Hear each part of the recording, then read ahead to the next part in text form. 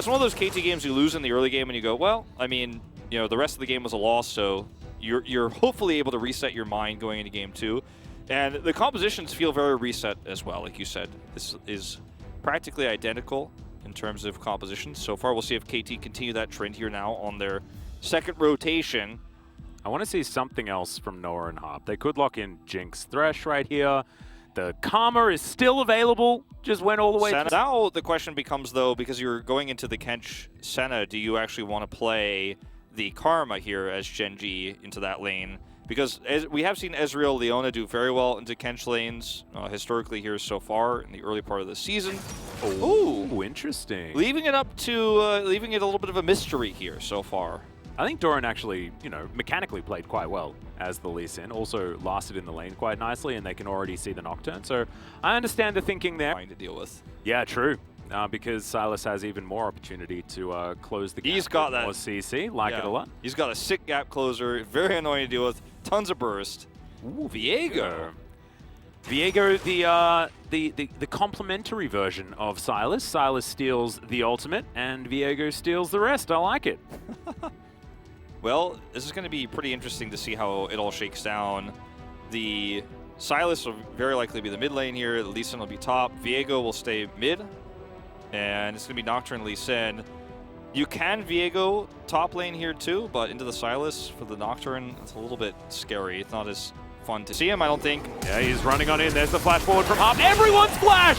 The Flame Chompers go down. Ruler's trying to get one back, but that's first blood, and that's revenge for Noah and Harp with a little help from their friend. Mechanically done well by Blank. This is a bot duo that likes to be aggressive, but they know that Ruler and Life are pushing for the level 2 advantage. They know they're going to play aggressively. Blank ward is cleared.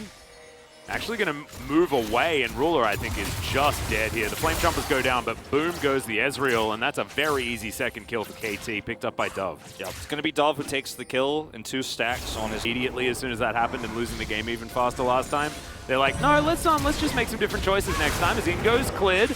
Blank's just going to get some boops off, but he shouldn't survive this, as that is going to be the 1-for-1 in the end. Will Doran survive is the question, and he does have Safeguard at the ready. Doesn't have his ult yet, but that was a max range Shane, and Doran's going to pick up a double.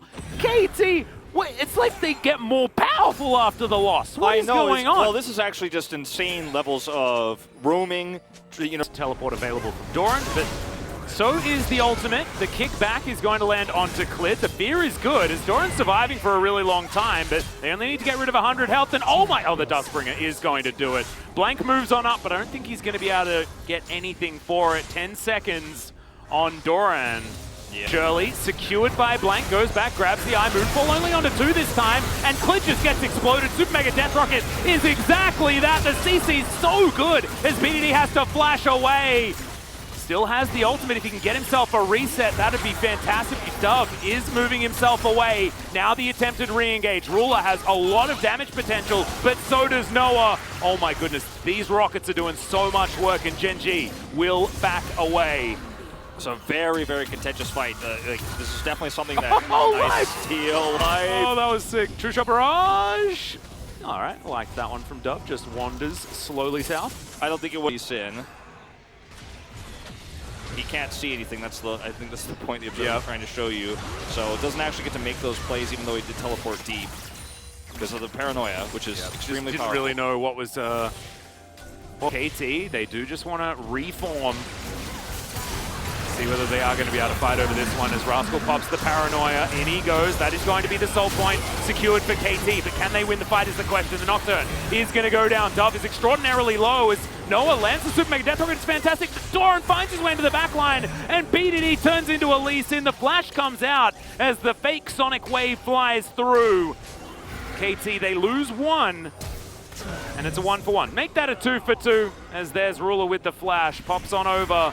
2,200 damage for the Ezreal. He's really starting to come online now. When Ruler's on the Ezreal, you don't want to be anywhere near that flanking opportunity. What KT get is advantage to his Whoa! position. Huge flash in, and Ruler is the one that's going to be caught out of position. That's a much better play than the one in game 1 as Paranoia is going to come through. That is not Rascals. I believe that was Dove's that he stole away. And Ruler so dies. Difficult to know. Ruler dies in that spot so often, it's kind of a meme, but yeah, 100% for Gen G. It's going to be so hard if they lose this. It's over the wall they go, but it's Jinx that locks down the Baron. The Diana's dead as well. Clid didn't even have an opportunity to use the smite, as True Shot Barrage is used out of anger more than anything else. And that is going to be the reset for KT. I think we're going to a third game. It starts to feel like it. I mean, this happens, right? This is the game-winning play. So sick from Doran. And, I mean, the choppers are set up. There's no retreat.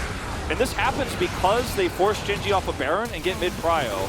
As this is just Clid dying because he went in to try to look for the smite. He made sure that we had the shortest replay possible, so we could get back into the breaking down turrets with Baron. Well, as they've shown, I think this is a beautiful game of League of Legends, a beautiful series, and I think that we absolutely deserved to go to a third game here. As not over yet. There you go, Moonfall is going to connect, but the Devour is so powerful, and now the Jinx with 3.5 items is allowed to pop off. Super Mega Death Rocket does so much work. A solo kill for Dove on the backside. The Karma can't play the game, and this could just be the end right here as BDD is flashing over walls trying to escape, and Harp is going to try and say no. Some mist goes around the wall, but I have a feeling that this is just KT trying to pad those stats just a little bit more.